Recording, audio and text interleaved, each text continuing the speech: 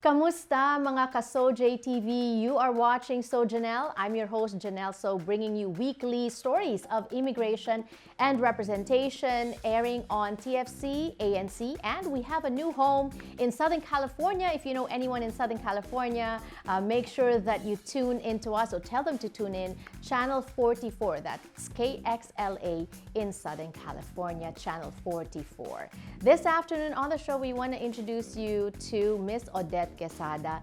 In the Philippines, I grew up listening to her songs. She also started very young. Thank you for that. Right?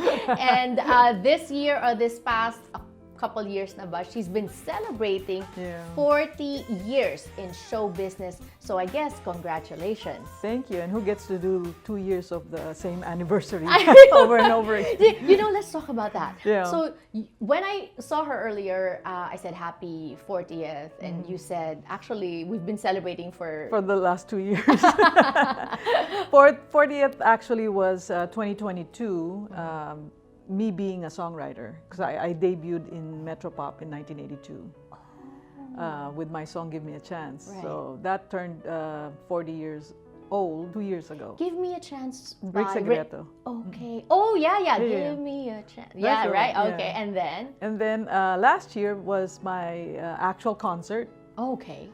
To celebrate my 40th year, but it also coincidentally was my 40th anniversary as a singer, because I released Friend of Mine in 1983. Okay. So 2023 would have marked 40 years. Right. And this then, year, okay. just so to justify the whole thing, I am actually marking my album Hopeless Romantic. It's its 40th anniversary.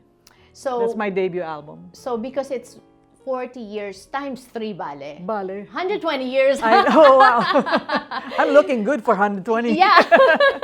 So can you give us siguro 5 highlights from the 40 years? Of course, my debut Yeah. as a songwriter with Rick Segreto singing "Give Me a Chance," that was a highlight. And then the following year, I was in the amateur division in Metropop, so I won. We came in second place. That was the first year that English was introduced in the competition. So previous to that, it was all Tagalog songs. Okay. I could never get in with my Tagalog songs. They're never that interesting enough. But I did manage to get in 1982 for "Give Me a Chance." Okay. I came in second, and then the following year I was in the professional division with Kuli Desma's "Till I Met You." Oh, Yeah. yes. And then 83, I was given the go signal to produce my own single with Friend of Mine. Right. And then in 84, that's when I released my first long playing album. If you kids know, the vinyl. Yes, That's when it came out. And then I capped it with a concert at Folk Arts Theater. Right. Yeah, So congratulations. in 1984. Yeah. So those were when you look back, yun yung mga 2 years lang yun. Yeah, within 2 years. You did all that in 2 years. So that must have been really exhilarating period for you. Yeah, that definitely. Walking into the recording studio for the first time was like a magical kingdom for me. Like going into Disneyland siguro and getting on the rides, seeing a console there and recording, being in the other side of the console, recording with the Neumann microphone. So that was pretty spectacular for a teenager. Right. You had that gift of not just being a songwriter, but also a singer and a performer, because those are 3 different things. Some singers can't do a full-on concert. Some songwriters can't sing. Some singers can't write songs. If you were to choose just one, what would you be? A songwriter. I'm primarily a songwriter. I just happen to know how to sing a little bit and perform a little bit. Right? What pushed you to sing your own songs? It's not a what, it's my Lola. Okay, tell me about your Lola. She was a big believer in me as a singer. In fact, even before I started writing songs, she could tell that I could sing. Oh. And, all things considered, I've heard my recordings, the cassette recordings of my vocals when I was 8, 9 years old. Nakakakanta nga ako. Okay. Pero, okay. syempre, I was very, very shy. I had no confidence being on stage. So it was something in the back burner. I never really wanted to pursue. I just wanted to be a songwriter. Right. Sige. Now I have so many more questions for you. As a parent, no, I'm raising also my kids. And for many parents out there, alam mo naman, Filipino, we always push our kids to sing, do this, perform. I know. That's exactly what my grandmother used to do. Pag may bisita, Odette, kanta! All parents did that, right? Was that how you developed your confidence? No, that actually made me even more parang Self-conscious. Self-conscious, yes, and very shy because I didn't want to perform when I didn't want to perform. Yes, yes. So I was actually just being pushed. Right. So I would always have this argument with my grandmother. I can't just sing. I need to prepare for these things. We're going to be talking more about that when we return on the show. Don't go away.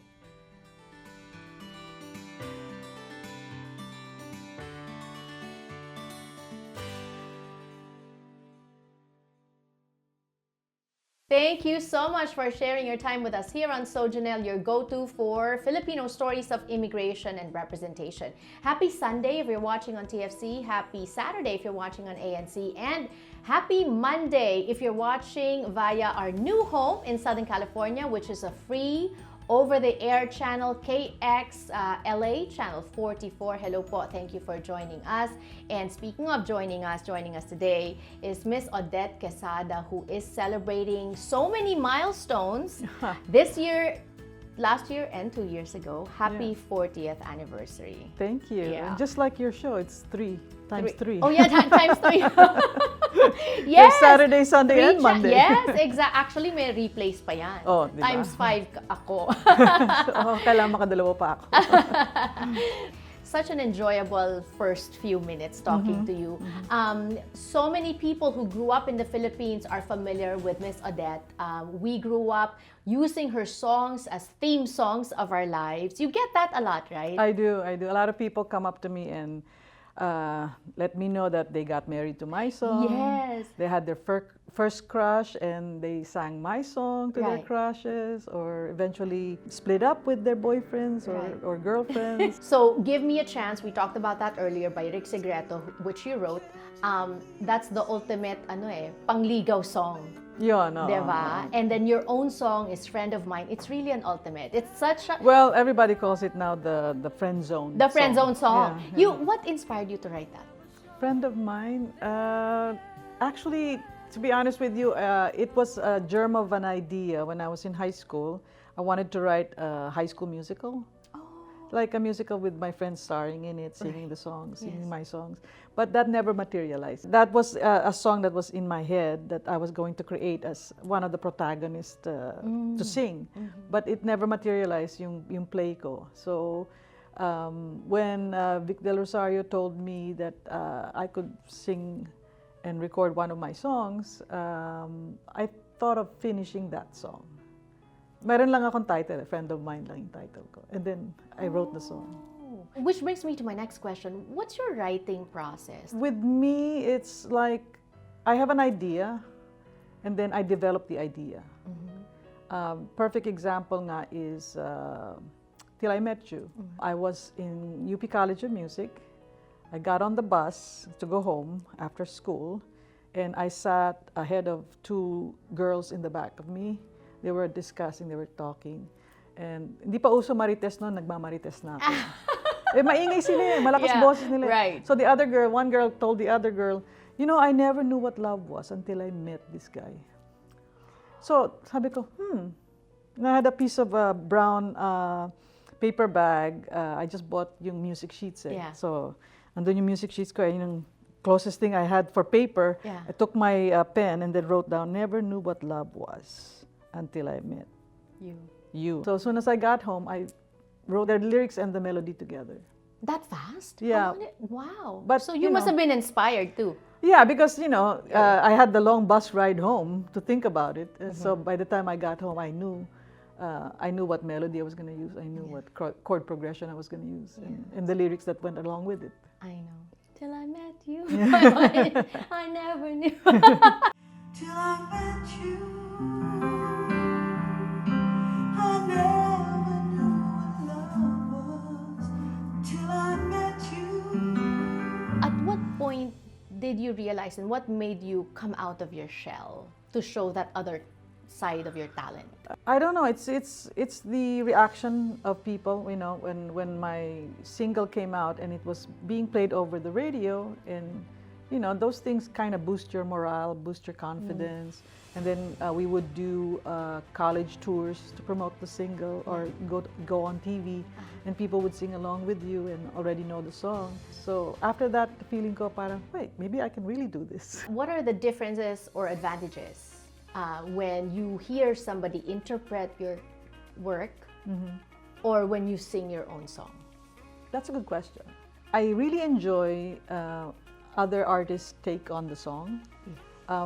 But the original singers of my songs, the ones who, like sila Rick, sila Ku, they were pretty, parang, for a lack of a better word, loyal to how I created the song. Okay. Unlike the new versions of those songs that became hits, talagang minsan, I could hardly hear my melody na nga, minsan. So okay. I can't say I'm not happy about it, because if that's what the kids are doing now, but you know, I would like to retain the originality of, you know, how the song was. Yeah, kumbaga yung integrity ng melody. Yeah, at least, right? I mean, you can do the riffs after you've established the verse and the chorus. So what do you think of all the other singer-songwriters that may not have been signed by labels, but because of social media, they're able to create a following, create albums? I would have probably gone the same course had it been in our time that we had those avenues and those streaming platforms. I may not have been signed up by a record company. I would have just started producing my own stuff and putting them out on there. I would have been one of those kids. Right. But I'm sure. Because they say being signed by a label is also good. You have the backing, but you're also stifled. How much of that did you feel? I was luckily pretty smart about owning my songs. Thank goodness for books that I could read before. My mother would ask me what I wanted for my birthday or for Christmas, and I would ask for publishing books at 15. Wow. So I read up on publishing and figured, you know, when they started giving me publishing contracts, I would say, no, thank you. Wow. So I ended up publishing my songs. So see, you're also pretty smart, not just talented. That's even a better combination. Because you also understood very early on the business side of it. These are from other songwriters of the 60s who were talking about owning their songs and being at least a co-publisher of your music. Right. So what do you think of Taylor Swift? Smartest woman on earth. Yeah, she is. We have much more to discuss when we return on the show. Don't go away. Miss Odette Quesada celebrating a milestone 40th anniversary ×3 40th anniversary for being a songwriter, for being a singer, and for releasing her album. Congratulations, really. You know, I feel your joy and your peace when I talk to you. Like, you've really accomplished a lot as a person. What's a successful life? A content life. Yeah, see, that's why I think you're I'm not that content yet. I got things to do. Sige, let's talk about that. What else do you want to achieve? I just rebooted my singing career, so I just want to be able to continue doing that, reaching more people, a lot of people, finding it exciting to have me in their hometown. So I want to take advantage of that. Right. So. And then also songwriting? Writing songs again, yes. What inspires you? Since you have a wealth of experience now to draw inspiration from. You know, like as a songwriter, I don't really have a single a beeline for what inspires me. Anything could inspire me. A phrase, a line, an emotion, a feeling, somebody else's problem, somebody else's joy. Yeah, I like to steal from everybody. You're the original Marites pala. Be careful what you say around now me. We know. Kundi you'll end up in a song. Parang si Taylor Swift nga. Well, that most songwriters are like that. Right. And aside from singing, concerts, going to towns in the Philippines, what more? What else? What other plans? My friend Fidelis Reyes and I, we have this thing, a 1 minute thing that we do on Facebook every chance we get to do it, you know. It's called Waku, walang kakwenta-kwentang usapan. It's just 1 minute, and then a lot of people like it, so we just keep doing it. I want to develop that, and I know she wants to develop that. But you know, who has the time? I mean, my other friend was telling me, it's you don't say who has the time. It's when you're not ready. That's why you say that. But if you really want to do it, you make the time. You make the time. Right, yeah. right. Similar to the way, you know, you made time writing songs, all that very quickly, because we're running out of time, which I wish we had a part 2. We could have talked more. But because other people consider some of your songs as part of their growing up, mga theme song, diba? So let's talk about that. If you were to choose a song that will represent your marriage, what would it be? My marriage, it's my husband's song. He wrote me a song. It's called Habang Panahon. What about for being a mom? For being a mom, it's my song is called my theme song for him is My Favorite Story. And your for moving to America? Farewell. I said farewell. I wrote that song actually during my high school senior year. Because we were graduating, so I had my graduating class sing it. Oh wow! Farewell, and then we also sang that for like graduation. See, that's what I'm finding out. It's song. now the official graduation song in the Philippines. So right. Again, wasn't meant for public consumption, but when Baguettes was being put together and they needed a song for a particular scene, they asked me for a song, so I said, how about this song? And then they said, perfect, we can use it. A song for your Lola. I actually wrote a song after she passed away. It's called I Start to Cry. That's in my Imperfect album. Song for your mom? That you're taking care of, right? Yeah, there, my mom. Song for my mom. I actually had this song that I wrote for her when I was a teenager. It was the flip side of a friend of mine. It's called Breaking in Two. Because I was having my teenage tantrums at the time. So. Oh, okay. So she was living with us. My stepdad and her were living in the Philippines, and then they decided to go back to the States. So I felt very bad about that. So I wrote the song. Right. Because you were a drifter just passing by, no time to fall in love, no just time enough to smile. Oh wow! So, wow, really, really teenage poetic. angst. But still, right? Yeah, poetic already. Song for corporate America. Song for your 9 to 5 job. Oh, I think Dolly Parton took care of that. Working 9 to 5. All right. Well, thank you so much. Go ahead, invite the viewers to your concert. Everybody who's in town in Glendale, Los Angeles, or anywhere nearby, I will be there on May 11th for Odette Quesada All Hits, the 40th anniversary celebration, with Raymond Lauchenko, Jaya, Felson Palad, and I believe we have as our opening act the Garcia brothers, who are currently competing in The Voice. Oh wow! If I'm not mistaken. All right. Yeah, and same cast for our May 12 Redwood City, the Fox Theater. That's on May 12, Mother's Day. So bring your mothers. Yes. Or bring your kids. We have very, very, very, very few tickets left. So grab them now. Right. Thank you so much. More power to you. Good luck on your concert. I will be there sa LA leg, so we'll see you in Glendale. Thank you for flying out. Of course. Please come out and join us May 11th in Los Angeles. And if you're in the Northern California area, May 12th at the Fox Theater. Yeah, in LA, it's the Alex Theater. The Alex Theater. Thank you and more power to you. God bless. Thank you, Jannelle. Thank you so much for sharing your time with us here on So Jannelle. We'll see you again next week, same time, same channel. I'm your host, Jannelle So, and this has been So Jannelle.